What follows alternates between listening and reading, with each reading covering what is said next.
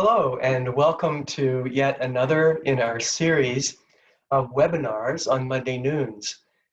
These webinars are designed to introduce you to the services of patient family support services, and also to give you an opportunity to hear, see, and experience a little bit of what our services are and how they can be perhaps potentially helpful to you.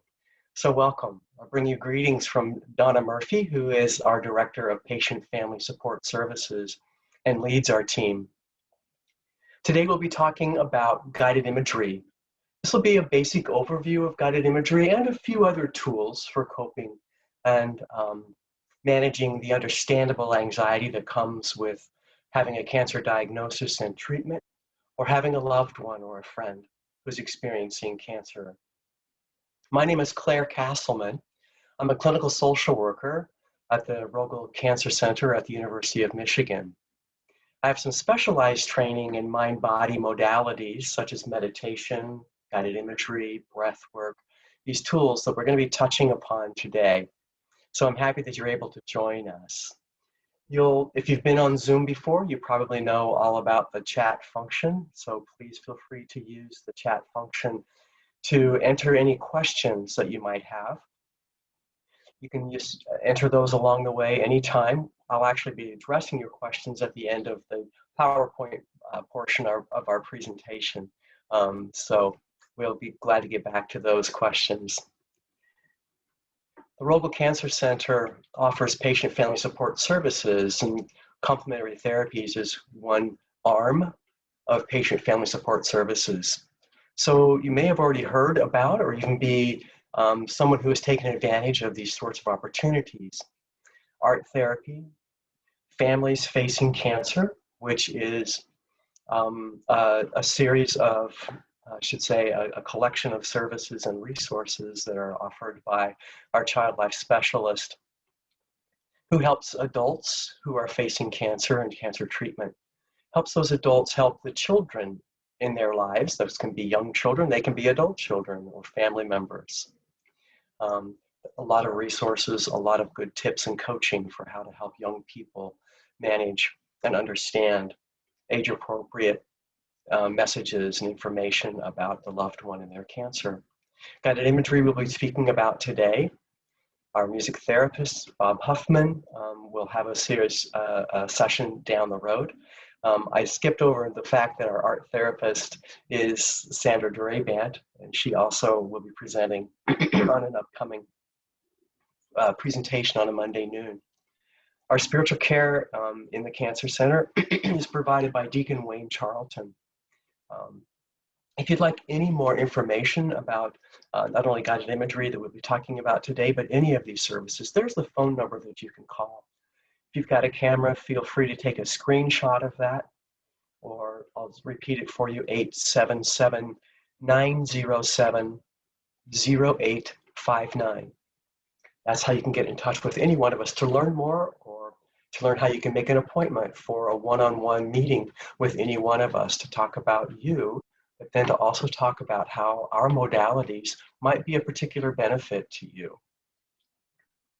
So guided imagery. The imagination is a very powerful tool, and we use it all the time. Sometimes consciously. That may be while you're sitting in treatment or waiting room and you ask yourself, gosh, if I wasn't here right now, where would I want to be and what would I be doing? And as you bring the answers to those questions into your mind and into your imagination, there's oftentimes a physiological response to whatever our mind is picturing or hearing. Images are also powerful in that if we are concerned or worried, the images that pop into our head may increase our sense of anxiety or increase our worry about the things that we can't control. So the imagination is kind of a double-edged sword. We'll be talking today about how we can use the imagination and guide it and steer it in a direction that serves us well. So this is a picture, this is an image. You may be having some sort of response to seeing this image, thinking, oh wow, that's beautiful, the colors are beautiful. I would like to be there. Maybe you're thinking about a time when you were on a trip and saw something beautiful. Or maybe, like me today, you're kind of stuffy and you look at all those blooming things and you think, wow, where's my Zyrtec? Or where's my antihistamine? Images are very, very subjective, or excuse me, our responses to images are very, very subjective, very, very individual. So we'll be seeing some images throughout our time together today, just for a moment for you to just kind of take it in. And here's another one. Maybe you can relate to this sense of pressure or the weight of the world, the worry. Maybe you're looking at this and thinking, wow, she has such core strength to hold all those books on her back at once. Or maybe you're looking at her face and you're thinking, I know that expression.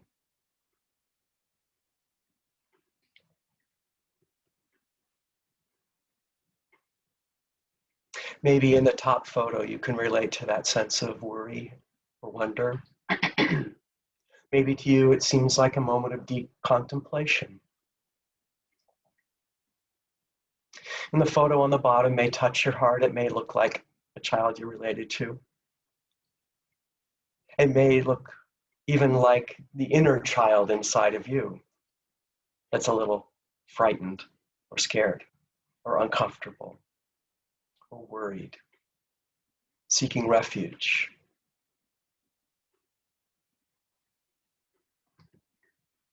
This is, excuse me, this is just a depiction of the fact that our inner systems, when we are worried or when we are vigilant, vigilant is that kind of ongoing state of being triggered by worrisome thoughts or feelings or sensations. And so this is just a picture of how all the different parts of our endocrine system and neuroendocrine system work together to sometimes keep us in that state of alertness. Sometimes that happens when we are worried. There's no test. You don't need to worry about getting any of these terms down. My point in sharing this is just to say that there's chemistry behind our worry, and meaning that there are biochemicals that just get automatically released into our system when we're worried or when we're anxious, and they are going to have physiological reactions associated with them, as are depicted here in this particular slide. When we have stress hormones on board, there are a set of physical sensations and reactions that just normally go along with having a little bit of extra adrenaline or cortisol or epinephrine, those stimulating biochemicals that get into our system in order to help us stay strong and fight off the threat, or run like mad to get ahead of the threat, or in some instances to freeze like a deer in the headlights, hoping that we won't be seen and won't be noticed. Again, anxiety or worry is a biochemical process. It has nothing to do with the strength of your character, nothing to do with the will or your willpower. It just happens. So guided imagery, and actually many of our complementary therapies, have these wonderful benefits of keeping us in our comfort zone. Excuse me. We're never going to be able to just put a stop to worried thoughts, put a stop to anxious feelings. That's impossible. So it's never our goal with our therapies to try to help someone just feel nothing or to feel totally calm, although that does happen. We're looking for the comfort zone. Sometimes we talk about this as the window of tolerance, being able to staying in that window where the top of the window perhaps is where we're just really so overblown with anxiety that we're having panic attacks, we're not able to problem solve, we're not able to focus. And the lower part of that window being where we just are so concerned and so worried and so anxious that we just freeze and just have to just unplug all total. So we're trying to stay in the window. We're trying to stay in that comfort zone, using these modalities as very, very helpful and powerful tools for us.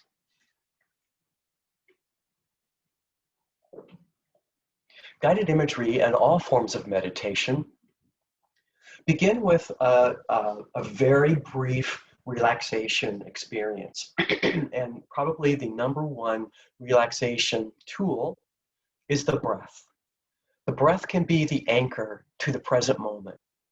Paying attention to our breath helps us to feel a little more in control and to realize we can control something in this difficult situation. I can watch my breath and I can inhale as deeply as I'd like, and I can exhale as fully as I would like. So what's interesting is that when we inhale through our nose, it flips the switch on our parasympathetic nervous system. This is the part of our nervous system that works as a down regulator, that just helps us kind of come down off the ceiling and just settle a little bit and to feel a little more quiet on the inside. So the air passing through the nares, passing through our nose, actually flips that switch. And you should try this sometime if you haven't already. Just noticing, noticing that inhaling through the nose makes a significant difference. Folks like myself on this very day may have trouble inhaling through our nose, and I apologize for my throat clearing and being so nasally today. But when we focus on our breath, try to inhale through the nose. And then that next bullet point of be sure to exhale may seem like, well, duh, or thank you, Captain Obvious. But it's so important to maintain some sort of awareness that we are exhaling. When we're anxious or when we're worried, one of the presentations or one of the effects is that there's tension or there's tightness, there's constriction. And you know this because whether you carry it in your hands or in your jaw or your neck or your face, your chest or your belly, when we're worried, we're hanging on somewhere. There's going to be tension. And just as the tension can show up in our joints, it shows up in our breath as well. So that act of exhaling, that act of letting go of our breath and sending it out also helps us to feel a little more in control. Sometimes when I'm working with people, they'll say to me, I can't catch my breath because they're so anxious. And the problem isn't that they've suddenly forgotten how to breathe. The problem is they're still hanging on for dear life to the last breath. We haven't let go of it. So there's no room to try to get the next breath and to get the next nourishment of the air into our body. So be sure to exhale. Nice, long, full exhalations makes space and capacity for that next inhalation to come in and help us feel a little more calm.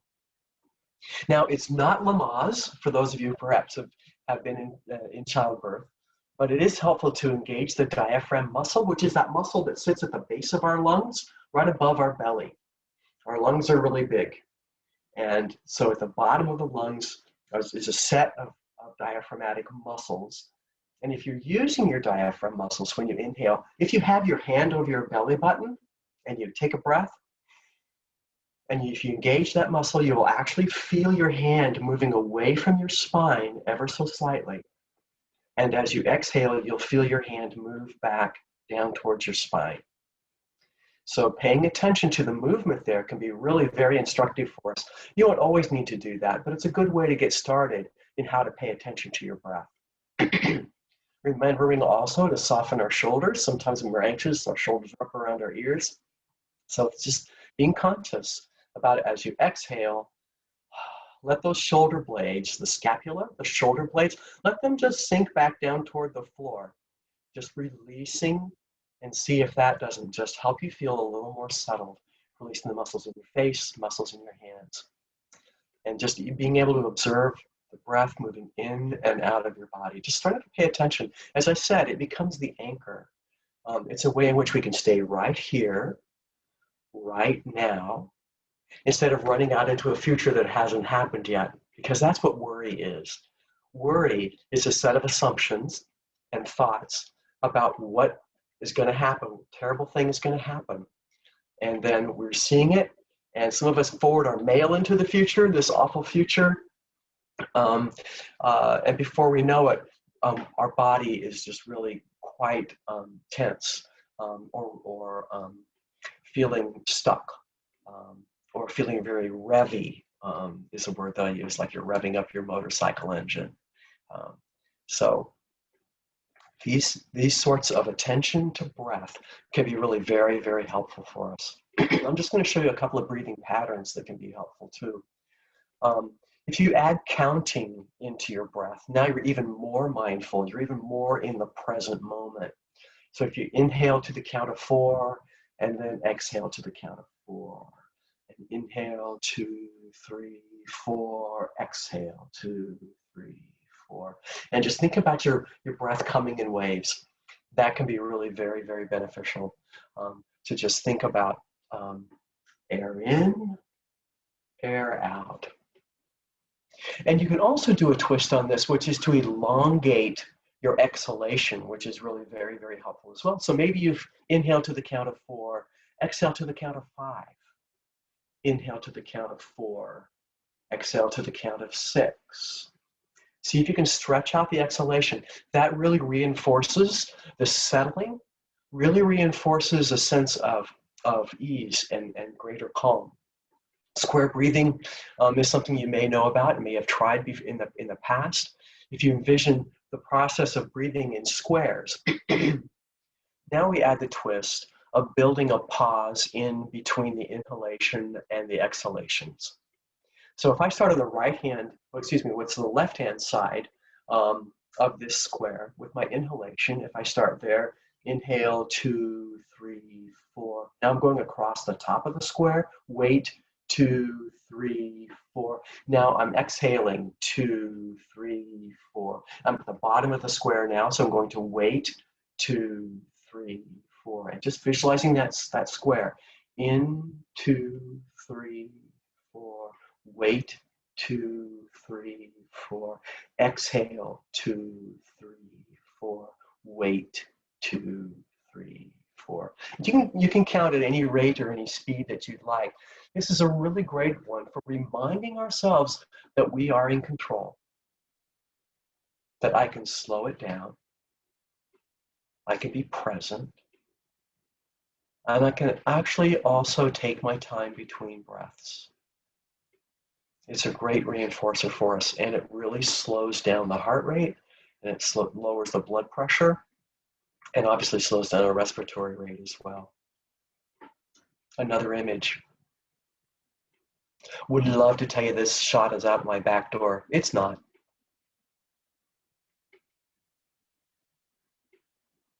Maybe you can just even not only see the vibrant colors there, but maybe you can hear the rustling in the leaves as the squirrels are collecting their provisions for the winter.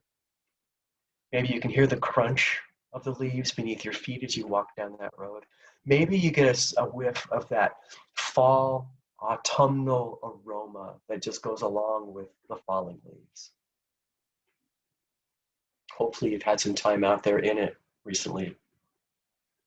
There are other tools that I want to speak on just very briefly before we move ahead. We know that moving our bodies is really very good for us. You don't have to run a 10K, you don't have to run anything, but just a nice gentle walk can be really very, very beneficial. Yoga, there are restorative types of yoga. Maybe you're even aware that the Cancer Support Community of Greater Ann Arbor, right here in our backyard, does offer yoga classes that have been modified to fit the needs and the abilities of anyone who's being treated for cancer or has had a cancer treatment. Excuse me. Tai Chi and Qigong both build on the breath. These are ancient practices from our brothers and sisters in the East. Movement does help us regulate our breathing. Movement also helps us get a much better oxygen flow as the flow in and the flow out. And we can find that that's a really good way to burn off some of those stress hormones and stress chemicals that get into our system. So being outdoors, you don't always have to be outdoors, but being outdoors as much as you can taking that walk, moving your body, moving your breath through your body. Very, very beneficial. The research just piles up very deeply when we talk about these sorts of movements, but also when we talk about moving outside. So powerful. Humming and singing are also really great tools. Again, these involve the breath, but they also now introduce vibration into our bodies. And we could do a whole other series about the power of positive vibration. But I'll let Bob Huffman tell you about some of the tremendous benefits of music, whether we're making music ourselves or listening to it. But when we can make it ourselves, it has a very special internal release and reception of better breathing. And the vibration itself is just really fun. There's a reason a lot of us sing in the shower. It just feels really good. Self-talk. We use self-talk all the time. This is that kind of running commentary that we have going through our heads, telling us how well we're doing, or what it is we're experiencing, or wondering what the heck is that we're experiencing right now. So we sometimes tend to be a little negative. We oftentimes tend to be critical of ourselves in our self-talk. Claire, sit down, shut up. Don't feel that way. Don't do that way. Don't say that. Don't be that way. Where did that thought come from? Claire, did you set the chicken out to thaw for dinner tonight? What are you going to do now? Or it's a worried kind of self-talk of like, oh, what was that? What was that sensation? I've never had that pain before. Is something growing? Was something missed? What we know is that our self-talk can inflame our sense of frustration or dis-ease. So when we try to tell ourselves what to think or what not to think and what not to feel, it's kind of impossible. If I said to you, and this is the classic, do not picture a red car coming into your mind. Whatever you do not see a red car. And what we know is that most of us are going to be picturing a red car. The mind doesn't have filters for the don't quit it. So rather than telling ourselves what not to do and what to stop doing, inviting ourselves to do something that we know will be supportive of us and supportive of ourselves. Taking on that tone of compassion, because sometimes that self-critic voice, which is fueled by fear, it has good intention, but it's fueled by fear. And so it's going to be really loud, it's going to be really insistent, and it's going to be pretty cranky for the most part, or quite alarmed. So I would suggest that when you find yourself in that situation and you realize, oh, I'm kind of really railing on myself here, see if you can connect with that voice within you. Either if you're a parent, think about how you spoke to your little 3-year-old or 4-year-old child when they were scared or having a hard time. What tone of voice did you use? How did you help them? Maybe you put a hand on their chest. Maybe you used words of reassurance in that quiet tone. Or maybe there was some significant in your adult when you were a significant adult in your life when you were a child. Who would that have been? Maybe a parent, maybe a grandparent, maybe a family member who would say, oh, Claire, I see this. I see you're upset, and I see that there's fear. You're scared. Of course you're scared. You have good reason to be afraid. But scared isn't the only thing you are. Can you take a couple of deep breaths? Can you feel the feet on the floor? It's going to be okay. Now, what do you want to do right now? So that there's just the acknowledgement of the fear. That immediately changes your relationship to it, acknowledging the fear. And then acknowledging that the fear is probably appropriate in some situations, many situations. And approaching yourself with compassion, as opposed to trying to beat ourselves up a little bit, knock ourselves into doing the right thing or thinking or feeling the right thing. You know, we can no more control the thoughts that pop into our head or control what emotions arise for us. We can no more control those than we can control the weather. So it's not the goal to not feel sad, bad, scared. It's not the goal to not think worried thoughts. The goal is to recognize it, name it, and manage it. And the way we manage it is to change our relationship to it. Instead of feeling the victim of our thoughts or our feelings, we realize that there are some things we can do to help ourselves in this situation, to feel better or find a little better space or to tolerate the difficulty of any given moment. These tools will help us with that. Our tactile sense is very powerful also. Excuse me. Worry stones work.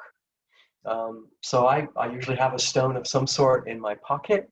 I have friends and acquaintances who are part of the Roman Catholic faith. I don't happen to be, but they will tell you that doing the rosary, having the beads between their fingers, shifts their perspective and shifts their energy. We're all on the precipice now of pulling out our fleece for the upcoming winter.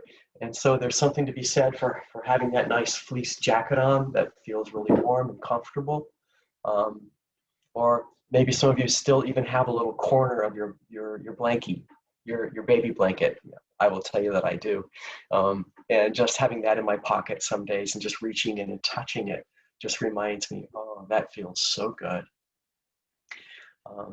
I oftentimes carry a Petoskey stone in my pocket. I grew up in Kansas, didn't know much about Petoskey stones, but since coming to Michigan, I've got 2 or 3 of them that very dear friends have given to me at times when I just needed some comfort. And so not only am I feeling the polished Petoskey stone in my hands and my fingers, I'm also calling up the image of that person who gave it to me and their love and care or humor and presence, their confidence in me. And that changes my experience and changes my perspective as well. So those are the kinds of tools that we're going to be talking about in addition to imagery that we've talked about. And now we're going to be talking about imagery.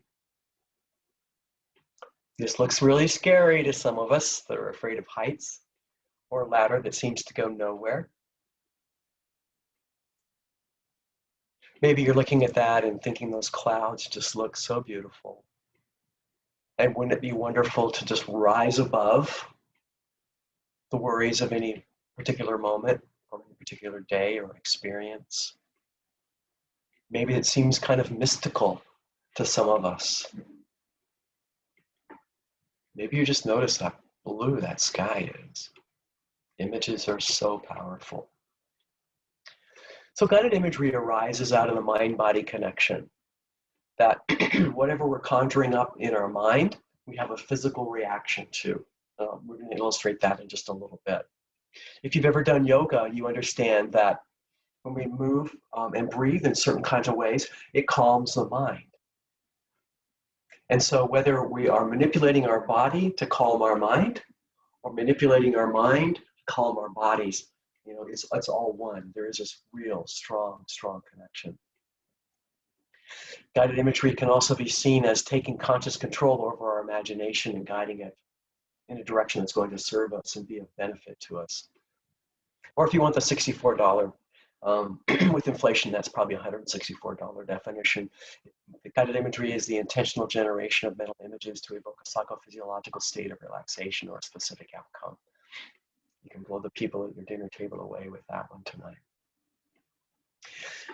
There are hieroglyphics in caves that suggest that very early on, people found that manipulating the dream state using imagery would help them be more successful hunters or gatherers or performers or, unfortunately, warriors. But guided imagery has been around forever. Every world religion or every world spiritual practice has some form of imagery associated with it, whether that's prayer or the rosary or some other sort of spiritual imagination of the deity or that which is greater than can be conceived. Athletes love guided imagery. If you want to pay off your student loans or the student loans of someone you love, make a guided imagery tape for golfers. They love this stuff. It works, and they seem to have some disposable income.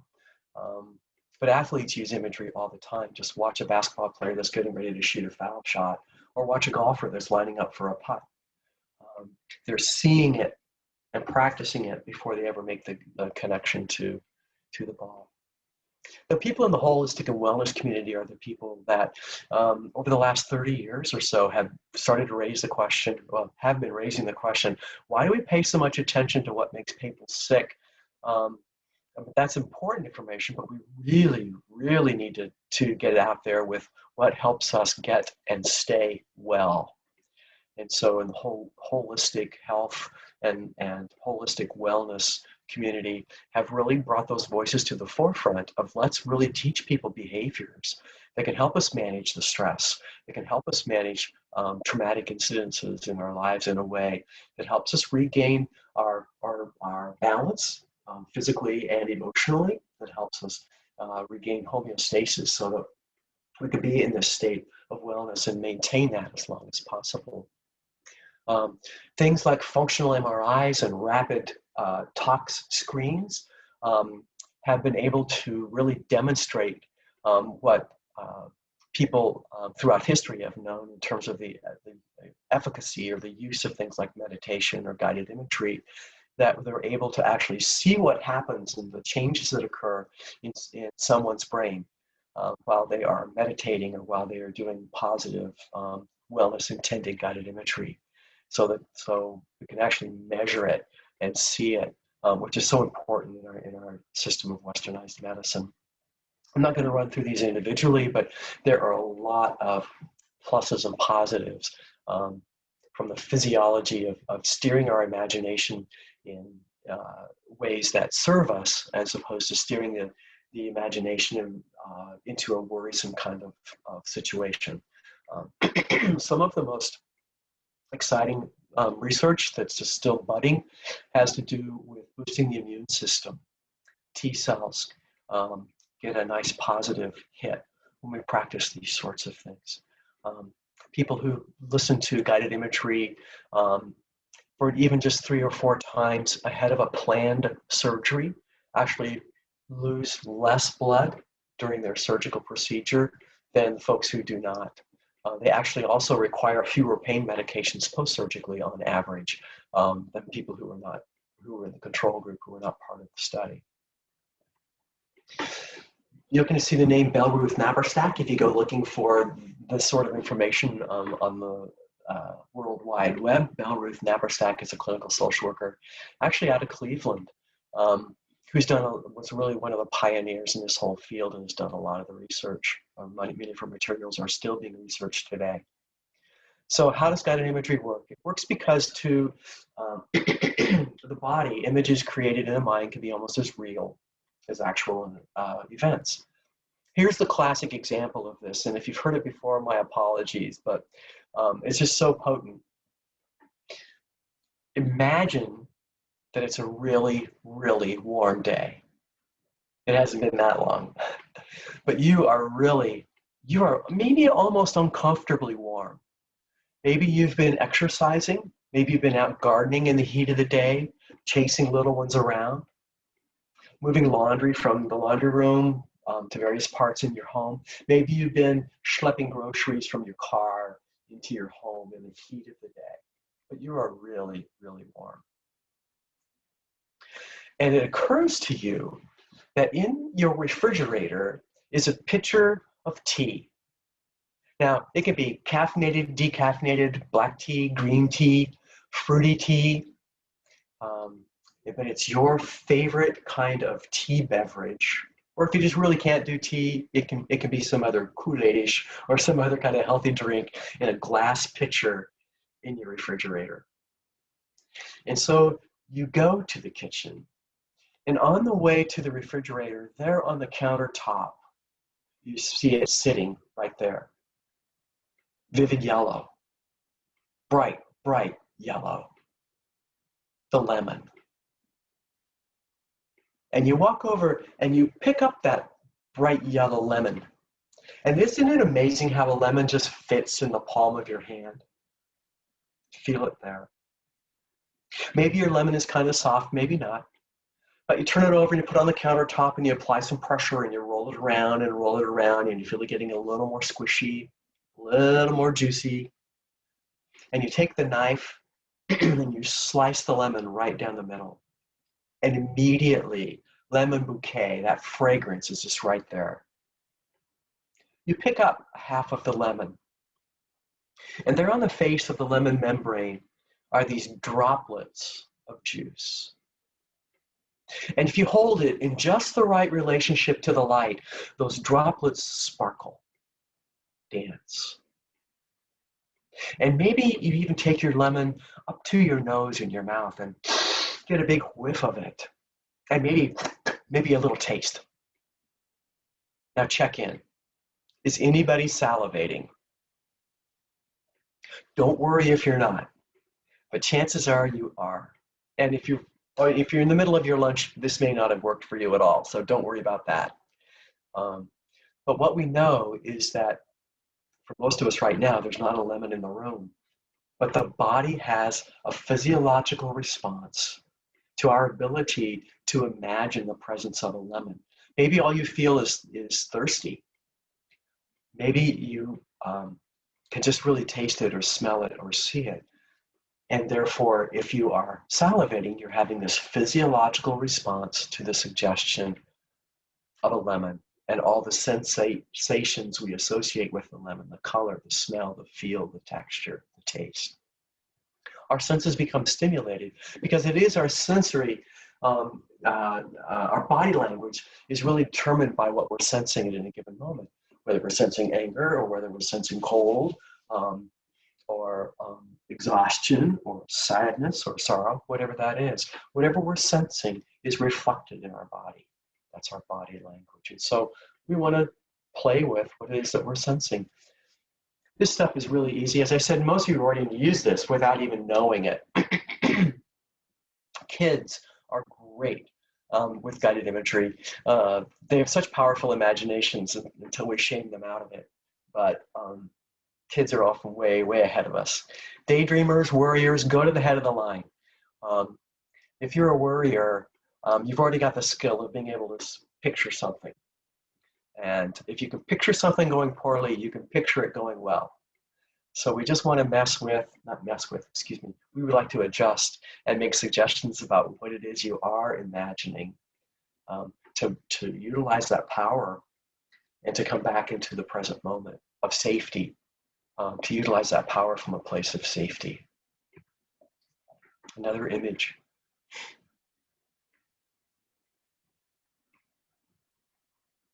Maybe you can hear the clinkle, clinkle, clinkle of the cowbells on the pasture over the hill.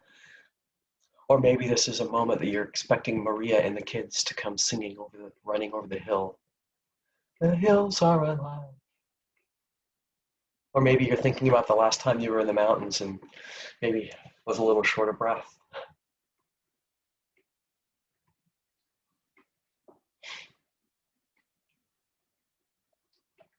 Maybe there's a sense of mystery here that draws you in.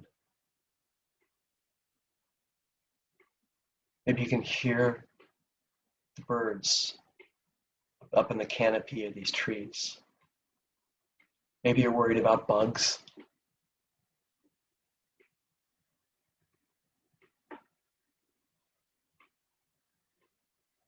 Maybe this looks exciting, inviting. Maybe it's thrilling or scary. Maybe you can just hear the crash of waves.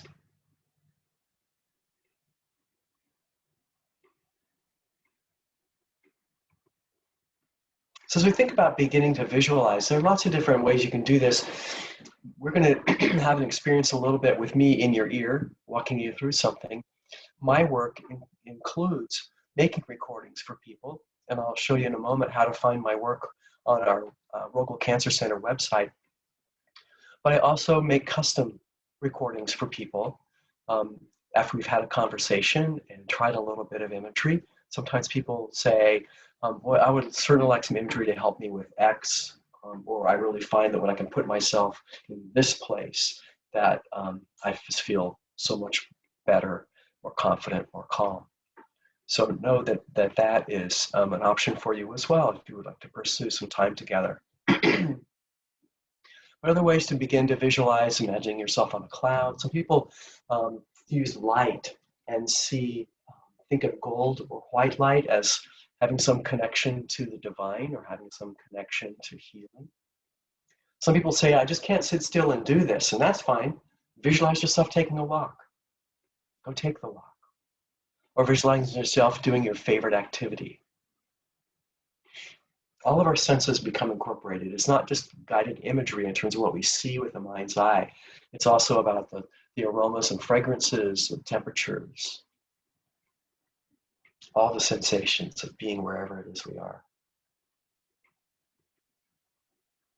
So if you'd like to find, excuse me, if you'd like to find our library of recordings that we've made for guided imagery, if you go to rogelcancercenter.org, and in the upper right-hand corner, there's a search box, and you can just put guided imagery in that search box, and it will take you to what I'm going to show you on the next screen as well.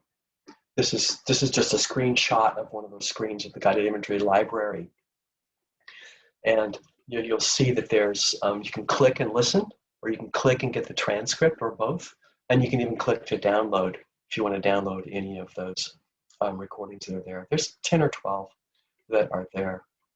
I also want to just back up and say, if you'd like more information about any of our complementary therapies, if you go to the rogelcancercenter.org, and in that search box put complementary therapies, then our complementary therapies page will come up as well. You could be more specific and put in art therapy, music therapy, families facing cancer, spiritual care. They'll all come in on the left-hand side of the screen, and you'll be able to see them and get more information and have a little bit of an experience there. This is my favorite cartoon in the whole wide world, and has been for a long time. This is two hand puppets. One hand puppet is saying to the other, I don't know. Sometimes I question whether there really is a hand. And part of why I find this so interesting is that guided imagery and meditation are modalities, are practices that most of us are wired to do.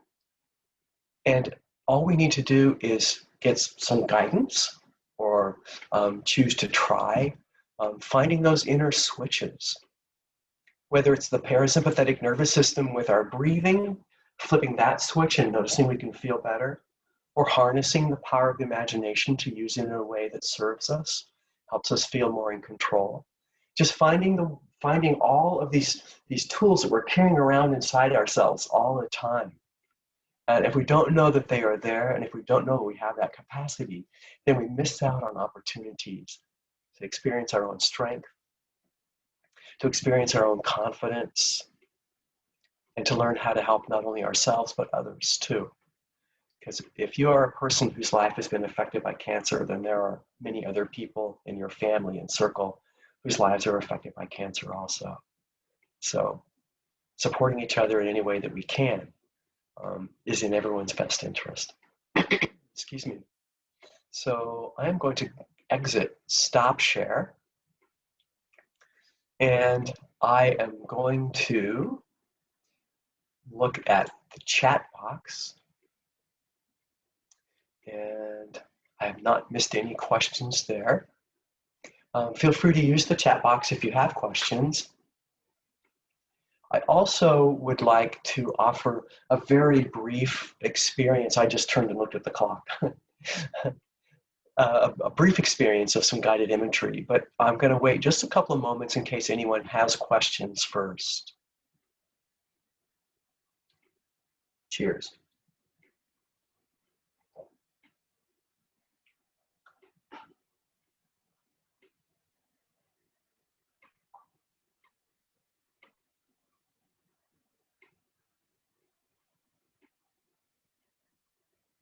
So I would invite you to find a position that's comfortable, been sitting for 45 minutes or more. And if that means you need to stand for a second and just stretch a little bit, please go ahead and do that. Move a little more energy, a little more breath through your body.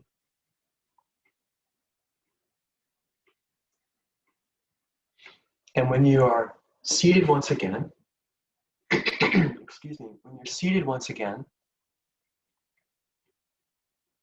you may find a position that's comfortable for you, realizing that finding a comfortable position is an ongoing process. Our body is always doing this dance with gravity to keep us upright and to keep us comfortable.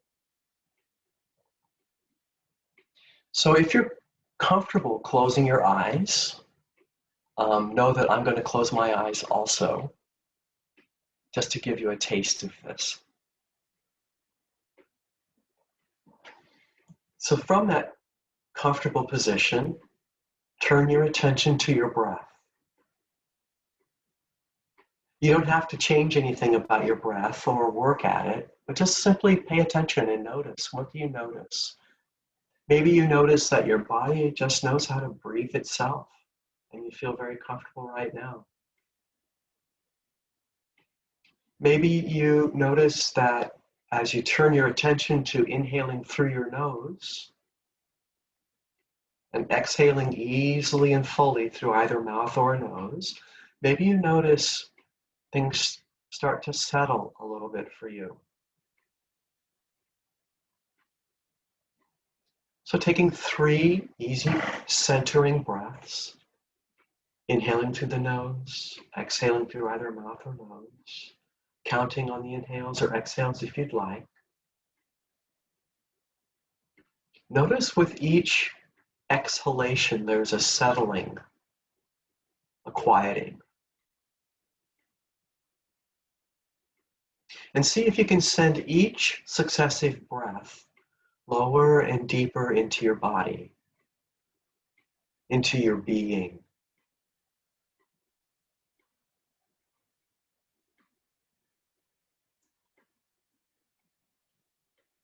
And when thoughts present themselves and compete for your attention, there's no need to engage or analyze. Just return your attention back to your breath, watching yourself breathe. Your body's innate wisdom and intellect, giving you just what you need. Likewise with emotions. If any emotions arise and want your attention, just let emotions be like bubbles in the glass that just float to the surface and release as you send them on their way. Returning your attention and your awareness back to your breathing.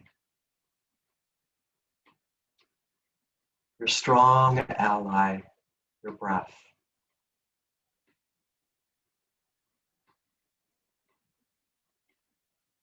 Notice with each exhalation, joints are softening, muscles softening. Maybe a sense of opening through your belly or your chest. Maybe a sense of settling.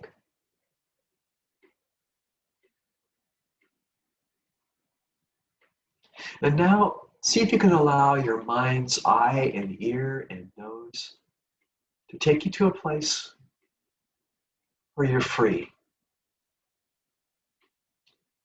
No worries, no deadlines, no appointments, no one asking for your assistance or your attention. A place where you're safe and free to be your total self. Maybe it's a place from your childhood that was a happy place. Maybe it's a vacation that you've had in the past.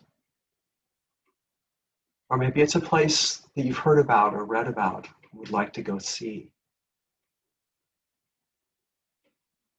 Maybe it's a cozy spot in your home. You choose. And if you're having trouble deciding on just where this place is, take a nice, easy breath. And as you exhale, allow this place of freedom and comfort and safety to appear. And so you've arrived. Take a look around at your surroundings, maybe panning the view from right to left or left to right. Notice the light. What time of day is it? Maybe there's full light. Maybe long shadows of evening.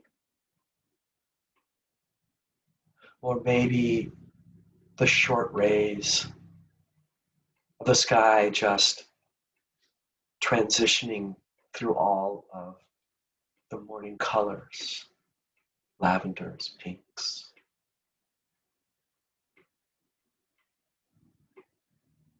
And what other colors do you notice around you? Maybe you can see a blue sky. Maybe you see the greens of vegetation, earth tones. Maybe a meadow full of bright colored flowers and blooming things. Maybe you see water and notice all the shades and variations of blue and aquamarine, green or gray of water. Maybe wearing white little caps if water is approaching the shore. Maybe the sky reflected in a lake, taking in all the colors and the textures. And what do you hear in this place? Maybe you hear the breeze in trees or birds, or the pop and crack of a fire. Maybe you hear voices in the distance. Maybe you hear water moving. Maybe you hear the fidelity of your heartbeat. And what aromas or fragrances do you notice? Maybe your favorite meal is being prepared somewhere, or you have that mug of a warm beverage in your hand. Maybe you notice the aroma of blooming flowers, or the squeaky clean smell of the meadow. Or maybe the aroma of the campfire, or the unmistakable fragrance of being at the seashore. Perhaps if you lick your lips, there's a little salt there. And what other sensations do you notice? Maybe you feel the sun's warmth on your face or your back. Maybe you're seated on something comfortable or reclining on something that's supportive. Maybe there are pine needles of the forest trail beneath your feet. Maybe you're in sand up to your ankles, or sand between your toes. Just take in all of these sensations, this beautiful place, this place of freedom, comfort, safety. Notice the energy here. The energy of this place, perhaps mingling with your energy. Tiny undulating waves just moving very gently through you.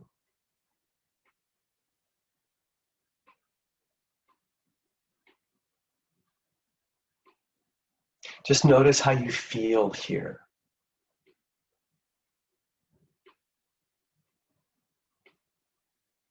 You've called yourself to this place for connection.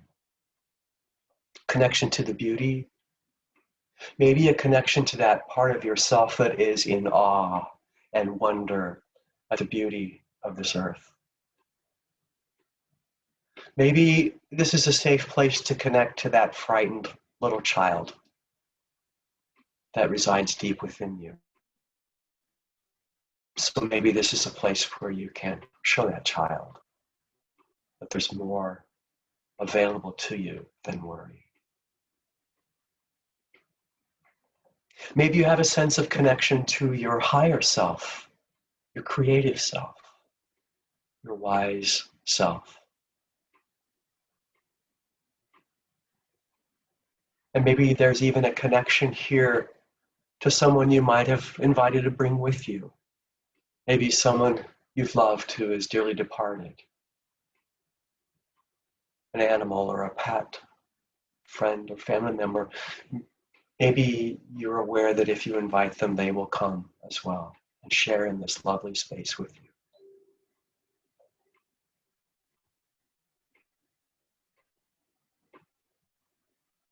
Just notice how it feels to be here.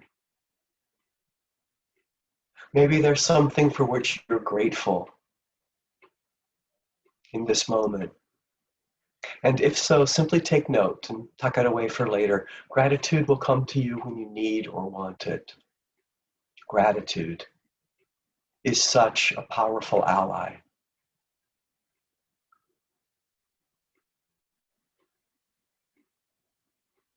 And perhaps it occurs to you that you carry all of these sensations deep within yourself at all times, readily available to you anytime you would choose to make this brief trip,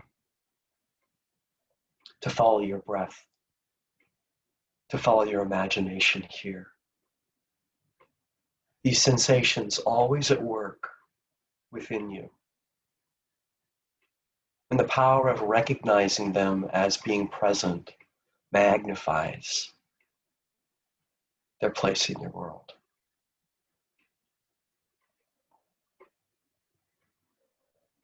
You can make this trip anytime you choose, always only a few breaths away. And with that in mind, now take a look around once more at your surroundings, taking in the colors, the textures, the light, the aromas, the sounds, the sensations. And when you're ready, you can return back to your present setting, calm, comfortable, replenished, whole, and so you are.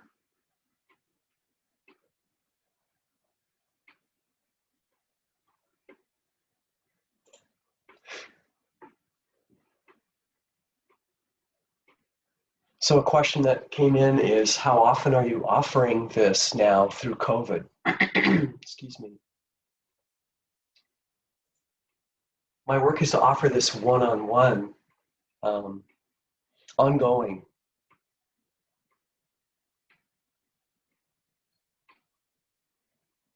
It's the same, I'm sorry, I cut off on another note. It's the same for all of our complementary therapies. And I want to thank you for being with me today.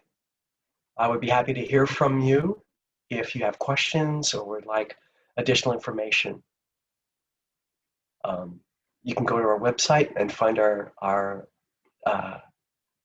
contact information there, as well as the call center information that I provided earlier.